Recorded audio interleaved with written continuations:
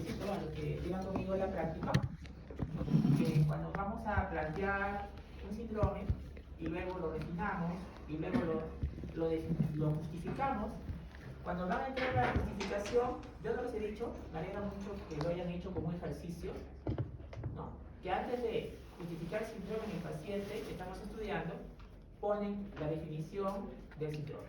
O sea, lo que se llama una definición general. Eso es bueno, es un buen ejercicio. Porque un médico, miren, un médico debe ser formado en definiciones sólidas de lo que está estudiando. Entonces recuerden, tenemos que definir sólidamente lo que estamos estudiando. Y es un buen ejercicio. Definición respiratoria. Pues es cuando hay una alteración en el intercambio gaseoso de una persona, ¿no? En la cual este paciente no tiene, digamos, una correcta, equilibrada dotación de oxígeno a sus vías respiratorias, ¿no? Claro, eso es la definición que deben tener presente. Pero ¿cómo lo definimos estrictamente, científicamente? Ya. Lo que no debe faltar, ojo, y hay dos momentos. Escuchen, hay dos momentos. Si yo veo el momento de agente, de los libros de cirugía, este dato de presión arterial de oxígeno menor de 60 es cuando el paciente no está usando oxígeno suplementario. ¿De acuerdo? De acuerdo. Entonces, si el paciente está sin oxígeno de uso, entonces ese paciente yo quiero definir, ¿no?, sólidamente, más 2, que tiene insuficiencia respiratoria. Entonces, si tiene la presión de oxígeno menor de 60, ese paciente tiene insuficiencia respiratoria. Definido, más 2. Pero ¿qué sucede? Y eso pasa. Nosotros somos éticos, ya hemos hablado en la primera parte largo de esto. Nos mueve la ética. El paciente está cianótico, está intubado, y está con un ventilador mecánico que le está dando el oxígeno. La pregunta es, un poco tramposa la pregunta. Yo a ese paciente le voy a quitar el oxígeno para acomodarme a la definición del libro de cirugía. Por supuesto que no. Pregunta parcial, cuidado. Por supuesto que no. Yo lo tomo como está, porque somos éticos. Le tomo como está. Pero ya no cumple. Ya no está respirando aire ambiente. Ya no está con respiración FIO 21. Es cierto. Su FIO debe ser 60, 50, lo que le dé el ventilador mecánico. Yo no le voy a quitar a ese paciente el oxígeno para acomodarme al libro. No. Le tomo como está y registro el FIO. Entonces, la pregunta es, entonces en ese caso, ¿cómo sabes que tiene insuficiencia respiratoria? Si ya no se va a cumplir el propósito de que sea FIO 21, aire ambiente. Entonces, en ese caso, lo que tenemos que valorar es el PAFI. ¿Qué es el PAFI? Es la división aritmética entre la presión de oxígeno que me sale en el AGA, en ese paciente que estoy estudiando, y el FIO que le estamos administrando. Y ese PAFI debe ser menor de 300 para decir que tiene insuficiencia respiratoria. Y ustedes, si ahora calculan su PAFI de cada uno de nosotros, que estamos bien de salud, 100, que estamos teóricamente el sistema transfusivo de nuestras arterias, entre 0,21 que estamos respirando ahorita nosotros, sale 436, ¿sale? 436. Entonces, es más de 300. Entonces, cuidado en este punto, ¿ya?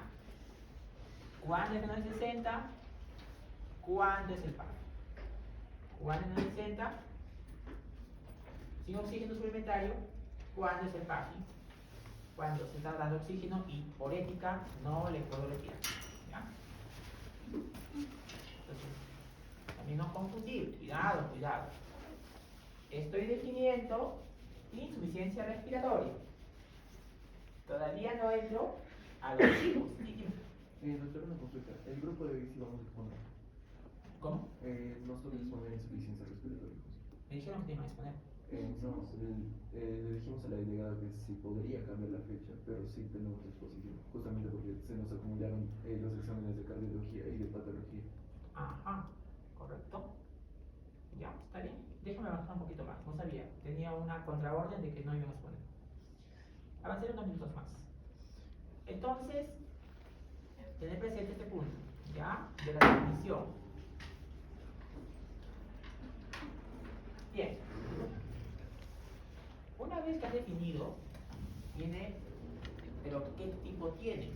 Hay 4 tipos, de los cuales solamente 2 vamos a estudiar en un semestre. Los otros 2 no lo vamos a estudiar no porque no querramos, sino que el tiempo es tan apretado que no nos permite explayarnos en la tipo 3, tipo 4, que tiene que ver con lo que son los perioperatorios y los chocados. ¿Ya? Entonces eso no lo vamos a ver no porque no querramos. ¿Ya? Vamos a ver el tipo 1 y tipo 2, que tiene que ver con que una es por hipoxemia y la otra es por hipercapnia. ¿No?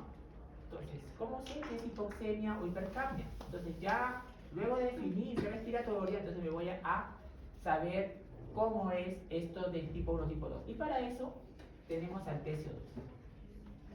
El PCO2, si está por encima de 44, es tipo 2. Si está por debajo de 44, es tipo 1. ¿Cómo se llama la hipoxémica? Tipo 1. ¿Cuándo se define? PCO2 por debajo de 44. Otro sinónimo de la tipo 1, falla pulmonar. Otro sinónimo, parcial. Otro sinónimo de la hipercápnica, falla de bomba. Otro sinónimo, global. Y puedo seguir clasificando, por ejemplo, ambas, aguda o crónica. Aguda o crónica. ¿Y en base a qué voy a saber si es aguda o crónica? En base al tiempo de instalación. Si es en minutos a horas, aguda. Si es de días o más, crónica. Otra manera de saber si es crónica, ojo, otra manera de saber si es crónica es cuando, ¿no te dio mi plumón? ¿Tiene un plumón? Un plumón, por favor, está rapidito. ¿Qué podemos saber en esto?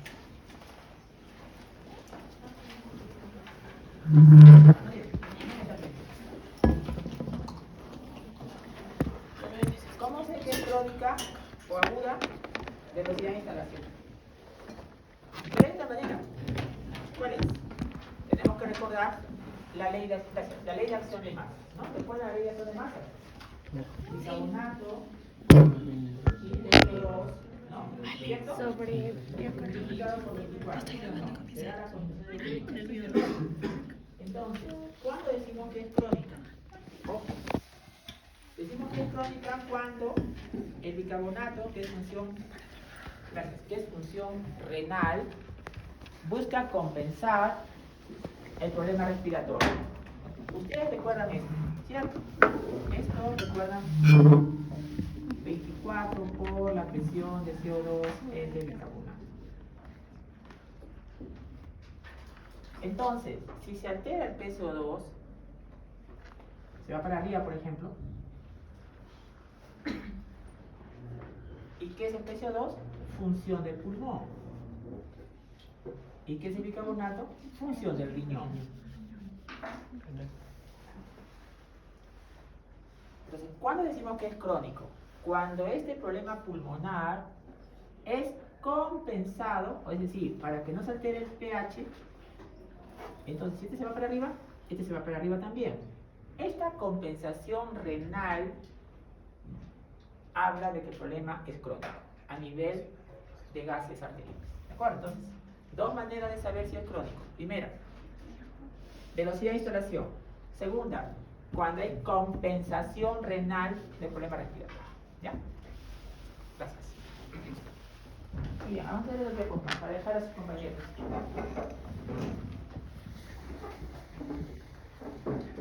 Entonces, vean ustedes. Tenemos un paciente que tiene un problema de síndrome respiratorio. Ya.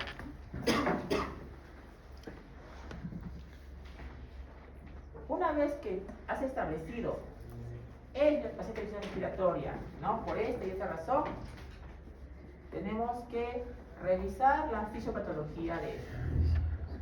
Entonces, lo tenemos bien claro y definido cuando es tipo 1. Cuando es tipo 1, son 5 fisiopatologías básicas, 5. En cambio, la tipo 2 es dependiendo del libro que leas, ¿no? En la tipo 1, las fisiopatologías son 5.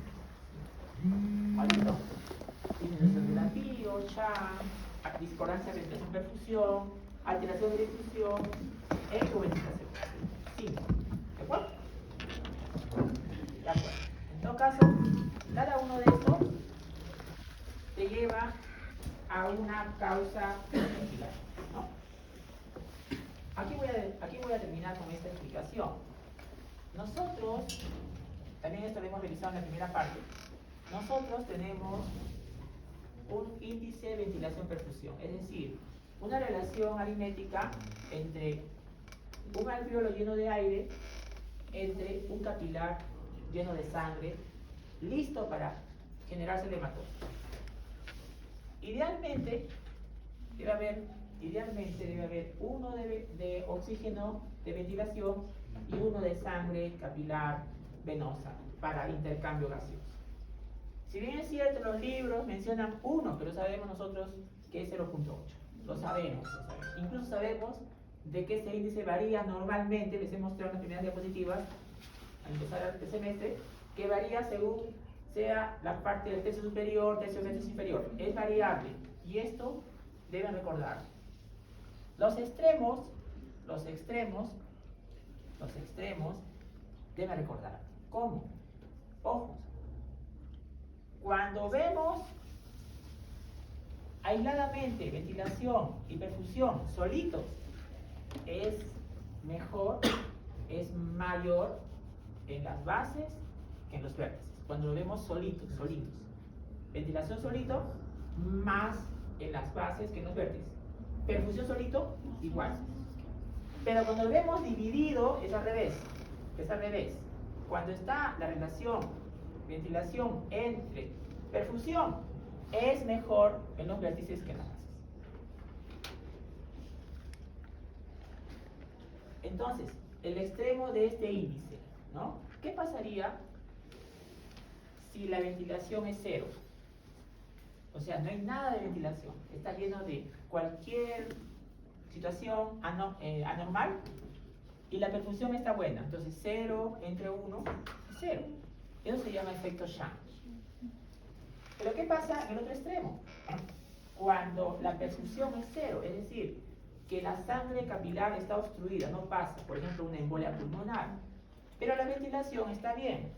Entonces 1 entre 0 no se puede calcular, es infinito. Eso se llama espacio muerto. Entonces hablamos de espacio muerto también cuando existe embolia pulmonar, porque la perfusión es 0. ¿De acuerdo?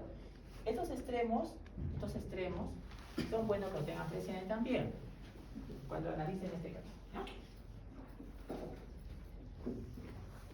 ¿no? Entonces, casi lo voy a dejar para una idea. Un alveolo sano, completamente sano, lleno de aire.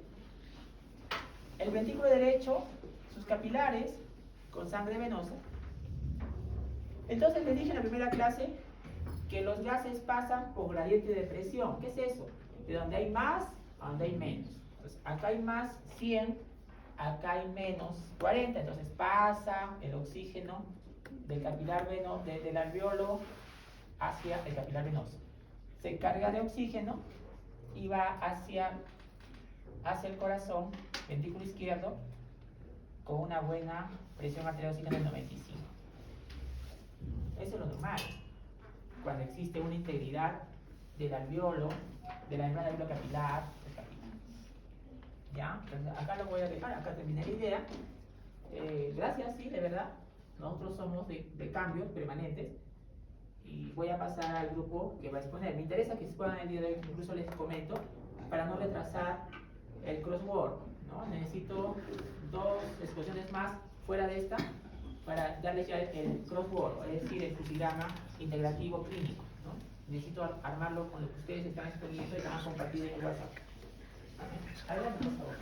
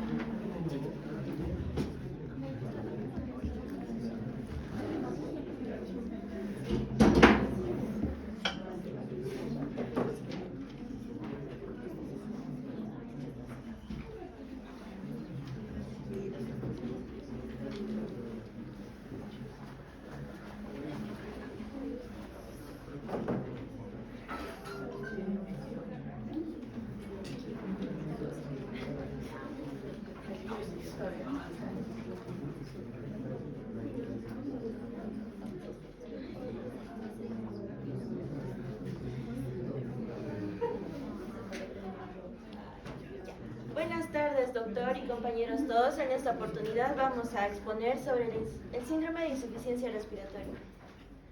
Primero debemos saber que el síndrome de insuficiencia respiratoria se puede definir como un síndrome clínico característico en el cual hay una incorrecta oxigenación y eliminación del dióxido de carbono.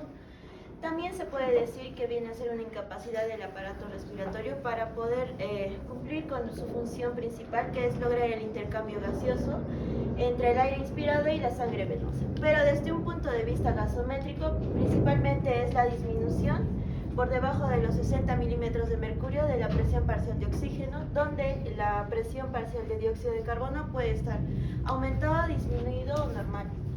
También debemos asociar que la insuficiencia respiratoria viene a ser una alteración en el intercambio gaseoso, ya sea en la ventilación, en la difusión, perfusión, en la relación entre la ventilación y la perfusión, transporte de oxígeno o de los gases y la captación de este. Por otro lado, ¿cómo vamos a evaluar la insuficiencia respiratoria? Primero, por la gasometría arterial, por medio de la análisis de gases arteriales, que es el AGA, en el cual nos van a arrojar diferentes valores, principalmente lo que es la presión parcial de oxígeno, donde sus valores normales están entre 80 a 100 milímetros de mercurio, la presión parcial de dióxido de carbono entre 35 a 45 milímetros de mercurio, el pH de 7,35 a 7,45, la saturación de oxígeno del 95 a 100%, y el bicarbonato de 22 a 26 miliequivalentes por litro. Por otro lado, tenemos que evaluar también lo que es la fracción inspiratoria de oxígeno, lo cual normal a ambiente es de 0,21. También la diferencia alveolo arterial de oxígeno, que por lo principal es de 5 a 15, pero en personas jóvenes suele estar disminuido o debajo de los 15 milímetros de mercurio, y en personas adultas puede llegar incluso a 30. También la relación entre la presión de oxígeno y la fracción inspiratoria de oxígeno, que es el PAFI, que puede estar entre 300 a 450, pero lo normal es que esté mayor a 300. También podemos evaluarlo mediante la oximetría de pulso. Este suele ser un método no invasivo en el cual se va a utilizar un pulsioxímetro para evaluar la saturación, en el cual se va a medir la luz que va a ser absorbida por la hemoglobina. Debemos recordar que en este caso la saturación de oxígeno está directamente relacionada con la presión parcial de oxígeno, o es dependiente de esta. Podemos relacionarlo de esta manera, en el cual cuando tenemos valores entre 80 a 60 milímetros de mercurio en la presión de oxígeno, representa una hipoxemia, y en el caso de la saturación de 95 a 90. Cuando está por debajo de los 60 milímetros de mercurio viene a presentarse ya lo que es una insuficiencia respiratoria, y en el caso de la saturación por debajo de los 90. Según la clasificación vamos a tenerlos por el tipo de instauración, que puede ser aguda, crónica o crónica agudizada, según los parámetros gasométricos en tipo 1, tipo 2, tipo 3, 4 y 5. donde los tipos 3 y 4 son relacionados con los cuidados intensivos, y según la severidad, en cuanto a lo que es el PAFI, puede ser leve, moderada o severa. Cuando este es leve, de 300 a 201, de moderada a 200 a 101 y menores a 100 es severo. Según la clasificación por el tiempo de instauración, tenemos una insuficiencia respiratoria aguda, en la cual viene a ser una injuria aguda, en el cual se realiza dentro de horas o días. El pH por lo general es anormal, puede estar aumentado o disminuido, no hay mecanismos compensatorios y hay una mala tolerancia. En el caso de la insuficiencia respiratoria crónica, viene a ser una injuria progresiva, en el cual va a haber una disfunción progresiva del intercambio gaseoso. Pueden haber o se va a desarrollar entre meses o años. En este caso van a haber mecanismos compensatorios, por tanto el pH puede estar normal. Algunos de los mecanismos compensatorios pueden ser el aumento de la ventilación alveolar, la poliurobulia, absorción de bicarbonato, aumento del gasto cardíaco, vasoconstricción, entre otros. Y en el caso de la insuficiencia respiratoria crónica agudizada, viene a ser básicamente la crónica cuando ya hay una alteración en el cual puede ser tanto hipoxémica como hipercápnica, que necesita atención inmediata. Y en cuanto a los parámetros gasométricos, tenemos el tipo 1, que viene a ser cuando la presión parcial de oxígeno es menor a 60 milímetros de mercurio, donde la presión de dióxido de carbono puede estar normal o bajo. En este caso, la gradiente alveolar arterial de oxígeno está aumentada y el pH puede estar normal. En el tipo 2, que también se le denomina hipercápnica, en este caso la presión parcial de oxígeno puede estar entre 80 a 60 milímetros de mercurio, la presión de dióxido de carbono es mayor a los 45 milímetros de mercurio y la gradiente alveolar arterial está normal y el pH está disminuido por debajo de los 7,35. El tipo 5 es o mixta, es una combinación entre la hipoxémica y la hipercápnica. También tenemos el tipo 3 y tipo 4, los cuales son en base a cuidados intensivos.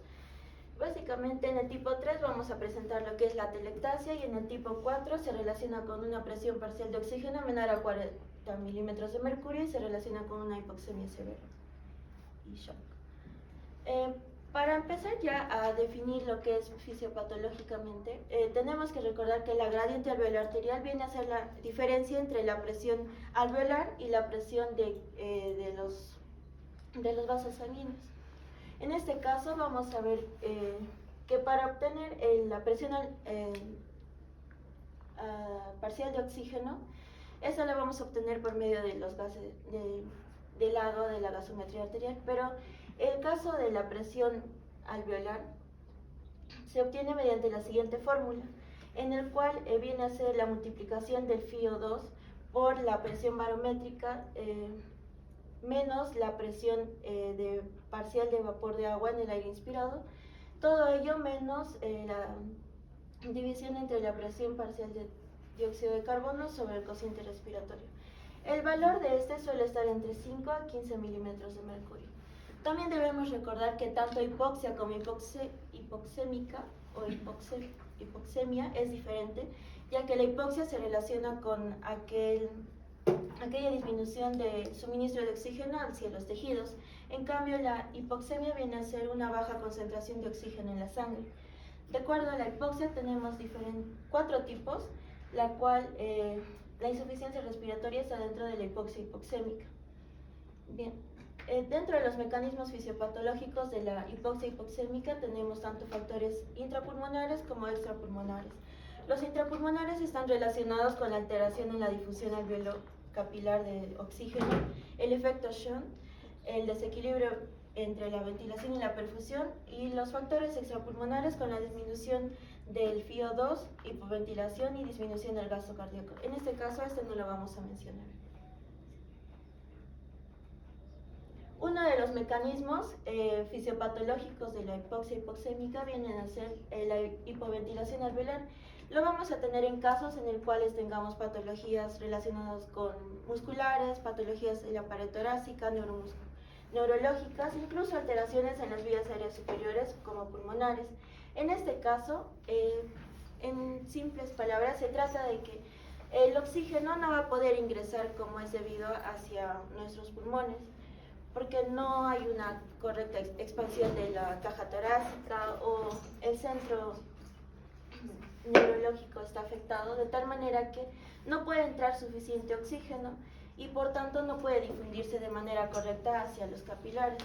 Y asimismo, como no puede entrar, tampoco puede salir el dióxido de carbono, por tanto la presión de dióxido de carbono va a aumentar o se va a acumular.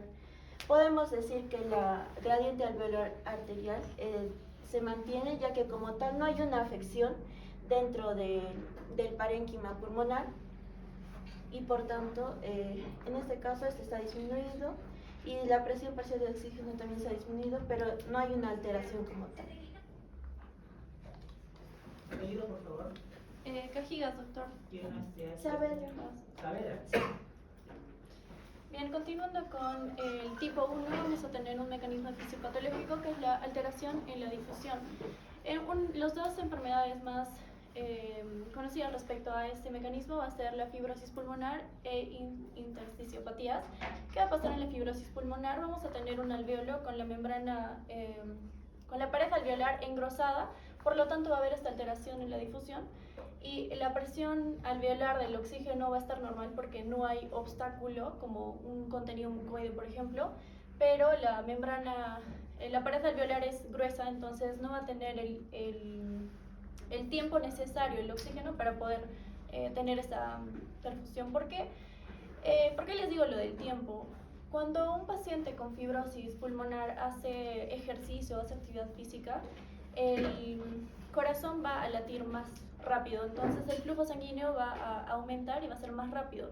Por lo tanto, el glóbulo rojo tiene menos tiempo de paso en los capilares y va a haber mayor consumo de oxígeno. Asimismo, vamos a tener una presión de CO2 disminuida. ¿Por qué?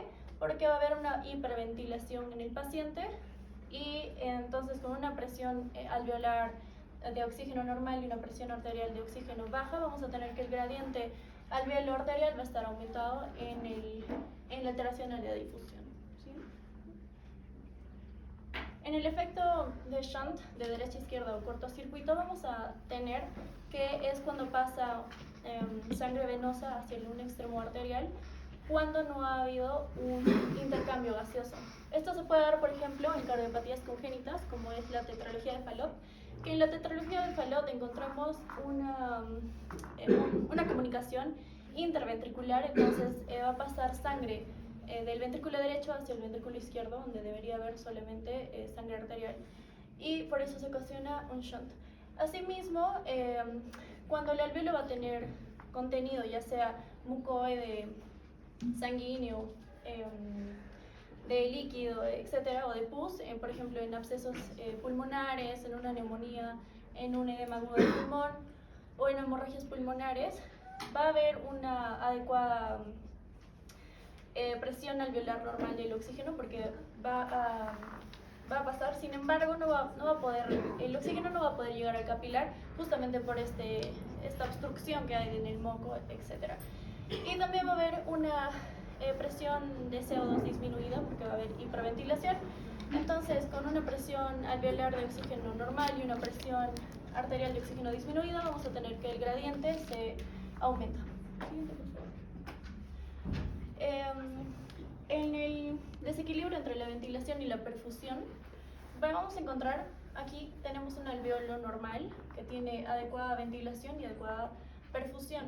Cuando hacemos este equilibrio nos tiene que salir 0.8 a 1, que es lo normal. Vemos que no hay como obstrucciones como en el alveolo de acá. En este alveolo vamos a encontrar contenido mucoide, que pasaría por ejemplo en una neumonía o en un edema agudo del pulmón.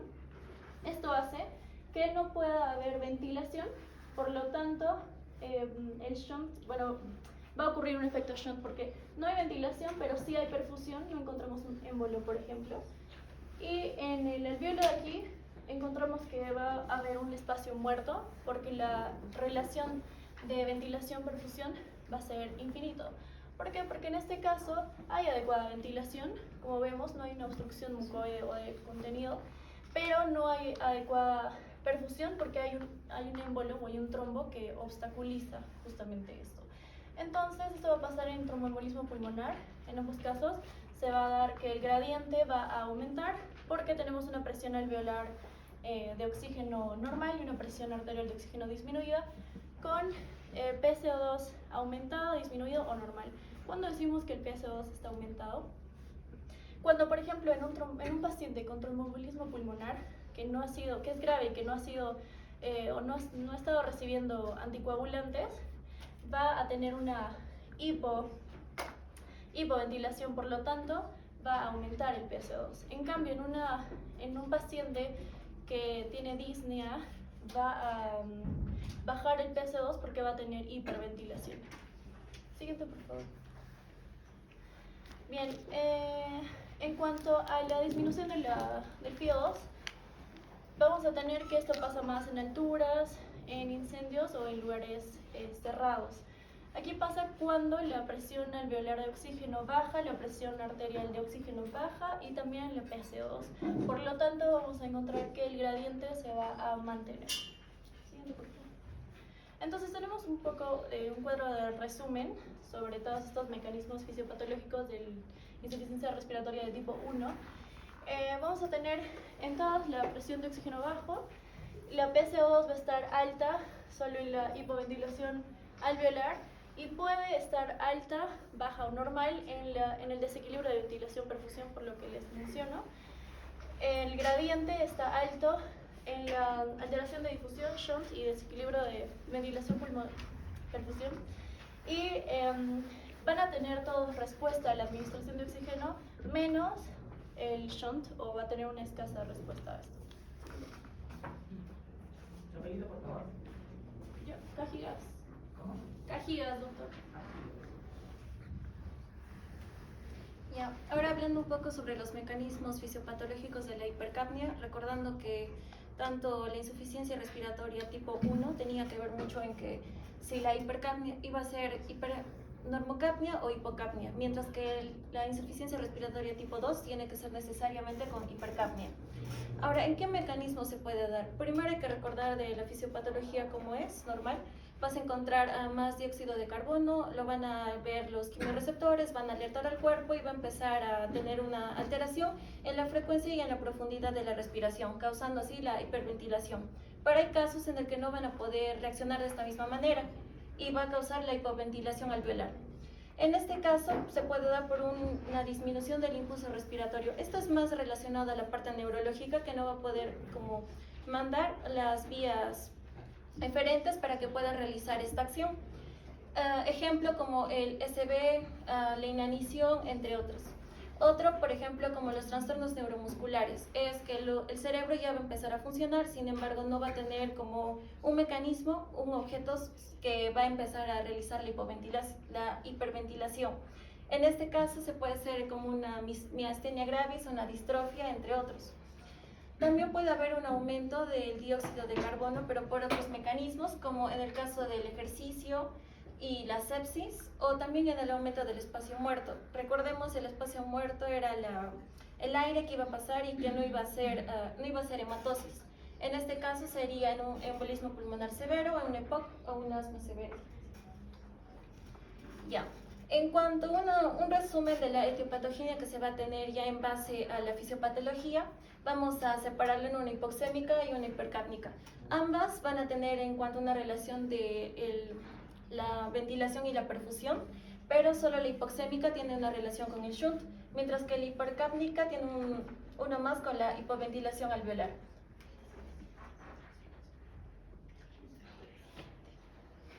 Ya. En cuanto a las manifestaciones clínicas que vamos a tener, van a ser casi parecidas, a diferencia, por ejemplo, de la hipoxemia, que vas a tener una disnea un poco más severa, y una hipercapnia que es un poco más moderada en el caso de esta disnea. A ver, vas a también tener cianosis, sudoración profusa, arritmias, hiperventilación, miotonías, hasta puede entrar en coma.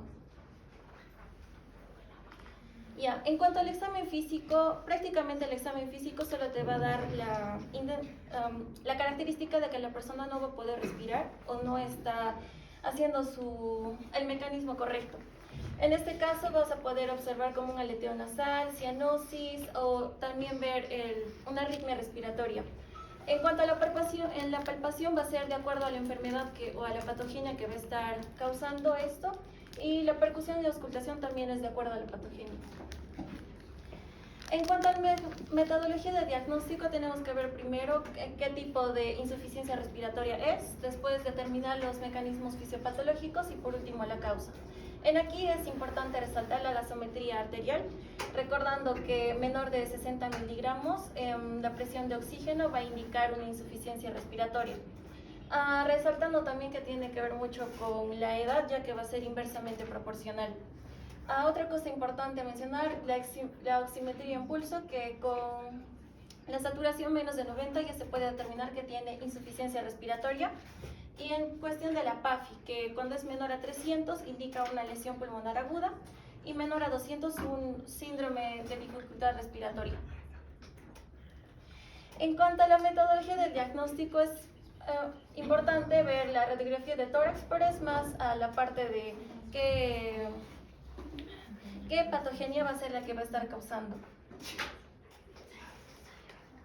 Este es un cuadro resumen de todo lo que hemos hablado. Y este también. Sí. Ya, ahora vamos a iniciar con la historia clínica, el caso clínico el cual se nos ha brindado. Nuestra paciente, sus datos de filiación, la anamnesis, su nombre va a tener las iniciales APQ. Esta va a ser una paciente en la cual la vamos a evaluar en lactoscopía con una edad aparente de 80 años, en la cual también en lactoscopía lo vamos a ver que tiene un estado aparentemente grave. Además de que se va a presentar con diferentes facies, con una facie pálida, una facie senil por la edad y una facie disneica.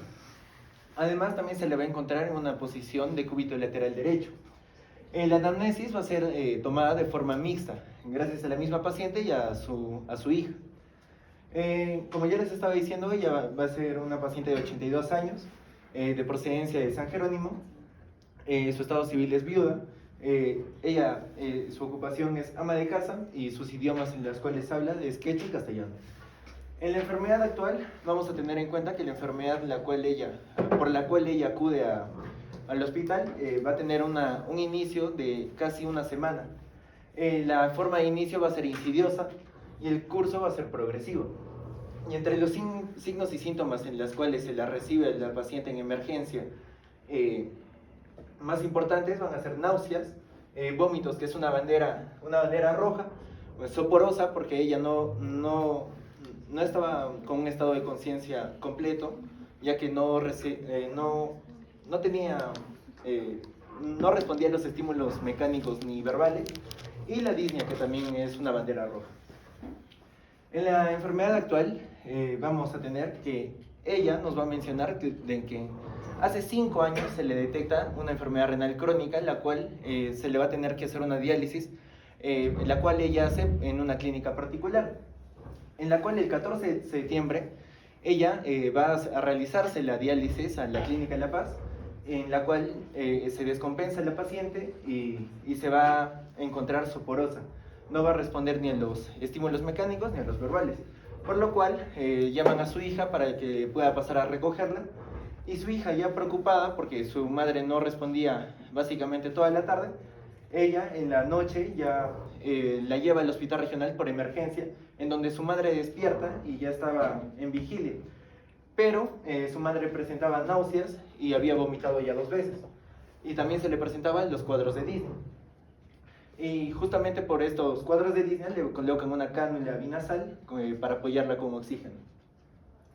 El día 30, el día 21, el día que es ingresada a Medicina B, la ingresan con los diagnósticos de neumonía adquirida en comunidad, con un derrame pleural, con una diabetes mellitus 2 que estaba en tratamiento, hipertensión arterial también en tratamiento y su enfermedad renal crónica. En sus funciones biológicas que se le toma, vamos a tener que el apetito está disminuido, también la sed, el sueño está aumentado, ya que ella le da más sueño, pero no puede responder a los estímulos mecánicos. Sus deposiciones también están disminuidas y su orina también disminuida. En los hábitos nocivos, ella nos va a mencionar que el alcohol no lo toma, el té y el café sí lo toma frecuentemente, y ella cocina con leña hace 8 años.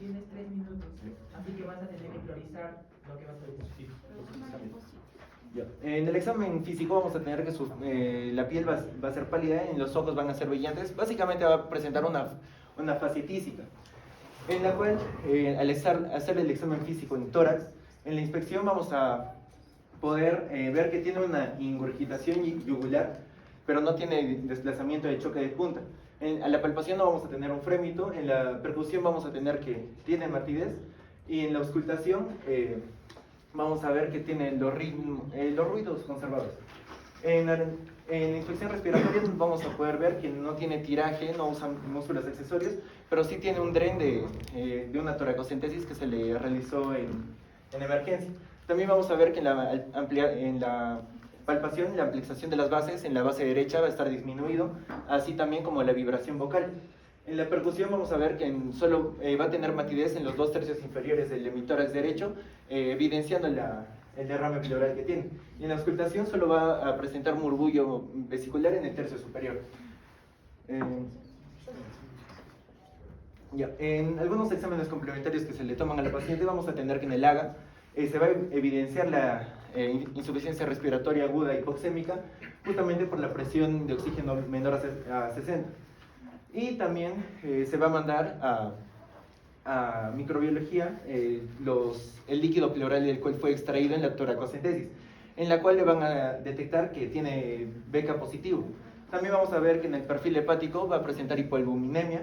En el hemograma que se le toma el día que ingresa a emergencia vamos a ver que tiene hemoglobina 10, lo cual nos da una anemia leve, pero esta es normocítica, ya que su masa corpuscular media está en los valores normocíticos. Y en la enfermedad renal vamos a tener que la creatinina está muy elevada, con un valor de 5,47. Para la radiografía de tórax vamos a ver el derrame pleural, sobre todo en el pulmón derecho, que se va a acumular por gravedad en la parte inferior. También vamos a ver consolidaciones que van a ser justificación después vamos a ver el síndrome exudativo. También tenemos el aumento de la silueta cardíaca, esto asociado a una valvulopatía. Y en la ecografía vamos a ver unos 722 cc que van a decir que hay un derrame pleural porque va a estar libre en el espacio pleural. En el ecodoppler vamos a ver insuficiencia mitral, básicamente porque va a haber hipertrofia del ventrículo izquierdo. También vamos a ver la regurgitación que tiene, y esto va a generar mayor presión en la aurícula izquierda y también congestión pulmonar. Y el FEI va a estar conservado porque va a ser compensado. En las escalas vamos a tener la de Frail para fragilidad, donde vamos a tener 5, es decir, una probable fragilidad. Y en el de Bartel, que básicamente es una dependencia total, ya que puntúa con 10. Menor a 20 es dependencia total. Ya. En los síndromes, tenemos 10 síndromes. Vamos a empezar con el derrame pleural. Primero, este se va a justificar por todos estos aspectos. La disnea, el antecedente de TBC, que también es con el exudado, la ampliación disminuida, la vibración vocal disminuida, murmullo vesicular disminuida, matidez, y todo esto también corroborado por la radiografía de tórax. Y 650 mililitros amarillo citrino, que va a justificar la TBC, que es exudado también. En la insuficiencia respiratoria tipo 1, que básicamente es por hipoxemia. Esto lo justificamos con el AGA, con valores menos de 60 de presión parcial de oxígeno, con la disnea, con el suministro de oxígeno, que es hipoxia, y la enfermedad renal crónica. En el síndrome de condensación exudativa vamos a tener que está más que nada por la disminución de amplexación, de matidez y neutrofilia como respuesta a la inflamación exudativa del pulmón. Y la radiografía que ya vimos con patrón algodonoso por la neumonía que probablemente pueda tener. Y la cardiopatía valvular, que básicamente tenemos en el ecocardiograma, que va a tener insuficiencia mitral, no tiene soplos, por eso es considerado una moderada, incluso leve. Va a generar disnea porque va a tener una congestión pulmonar, ingurgitación yugular por insuficiencia cardíaca, crepitantes por condensación, y la hipertrofia del ventrículo izquierdo como mecanismo compensatorio. La anemia leve, que básicamente está asociado a factores de riesgo, como diabetes mellitus, la falla renal, la fasias que pudimos ver de la paciente que fue pálida y el volumen corpuscular que fue normocítico. Luego tenemos la congestión pulmonar, donde básicamente esta se ve más por lo que es la hipertensión y la diabetes, que son factores de riesgo. También los criterios de insuficiencia cardíaca de Framingham, la hipertrofia cardíaca, la insuficiencia mitral moderada que vimos y el FEBI normal como método compensatorio. En la enfermedad renal crónica se podría descartar de por sí porque ya es antecedente de la paciente, pero aquí tenemos otros aspectos que pueden justificarla o darle mayor justificación. Aquí los criterios que ya vimos, los scores, que básicamente es una dependencia total y una fragilidad probable, y una hipoalbuminemia por el perfil hepático, el derrame pleural, la disminución que se disminuyó por condensación exudativa, y la hipertensión arterial también, que está relacionada a estos aspectos, como el síndrome de condensación exudativa, la enfermedad renal crónica, sobre todo por trastornos hidrosalinos que van a alterar y van a retener agua y sodio por el sistema renina-aldosterona. Ya.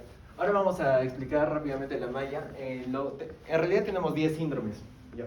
El primer síndrome, el cual vamos a empezar a desglosarlo, va a ser la enfermedad renal crónica, el cual es el antecedente, uno de los antecedentes más importantes de nuestro paciente. Gracias a la enfermedad renal crónica, se va a dar una retención hidrosalina, por lo cual va a aumentarse los líquidos y los electrolitos en el espacio intravascular, lo cual nos va a dar va a ser un indicio para derrame pleural. A su vez, también como hay un aumento de presión intravascular en la circulación menor, también va a ser se va a dar el síndrome de condensación exudativa. A su vez, la enfermedad renal crónica nos va a dar una hipoalbuminemia, ya que al tener la enfermedad renal crónica, la hipoalbuminemia la albúmina la vamos a estar eliminando en la orina y no va a ser filtrada.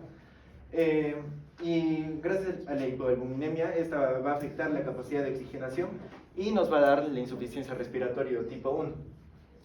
Ahora vamos a agarrar el síndrome de condensación exudativa. El síndrome de condensación exudativa se va a dar básicamente va a ser un círculo vicioso con la insuficiencia respiratoria debido a que hay un menor área de intercambio en los pulmones, por lo cual se va a producir la hipoxemia. Además de eso, también esta es causada por el derrame pleural, que tenemos antecedente del TBC, el cual fue diagnosticado y el cual está en fase 2 de tratamiento. Luego vamos a tener la insuficiencia respiratoria. La insuficiencia respiratoria básicamente se va a generar por distintos síndromes que tenemos, por casi todos los síndromes que tenemos actualmente en esta paciente, ya sea por una cardiopatía valvular, que va a ser una congestión pulmonar, por mayor aumento de la presión pulmonar, por la hipoalbuminemia que ya les había considerado, y uno de los datos más importantes, creo que cabe recalcar, es por una diálisis, porque en la diálisis, al hacer los diferentes juegos de presiones, esta nos va a dar una insuficiencia respiratoria. Además, también cuando se habla de diálisis, nuestro paciente siempre tenemos que tener en cuenta que puede tener anemia. En la insuficiencia respiratoria vamos a tener que esta también va a ser una congestión pulmonar, ya que debido a la hipoxemia va a haber una vasoconstricción, la cual va a hacer de que básicamente haya una congestión, ¿no? En la cardiopatía valvular vamos a tener que, como ya lo habían dicho mi compañero, se le va a detectar una insuficiencia mitral moderada. ¿Y por qué se da esto? Debido al síndrome geriátrico. Allí, debido a que en el síndrome geriátrico se va a dar hipertensiones arteriales por la edad. Y justamente la hipertensión arterial es un factor de riesgo para adquirir la cardiopatía valvular, la cual nos va a dar la congestión pulmonar, el derrame pleural y a su vez la insuficiencia respiratoria. También vamos a tener por último que la congestión pulmonar, debido a que hay mucha congestión en los vasos, va a hacer de que también el líquido se vaya hacia los alvéolos, haciendo de nuevo el síndrome de condensación exudativa. Y por último, en la enfermedad renal crónica, ya que tenemos una sobrecarga de líquidos y un desequilibrio ácido-base, esta va a ser una de las causas más rápidas para darnos el diagnóstico de insuficiencia respiratoria, además del diagnóstico de TBC que ya se confirmó.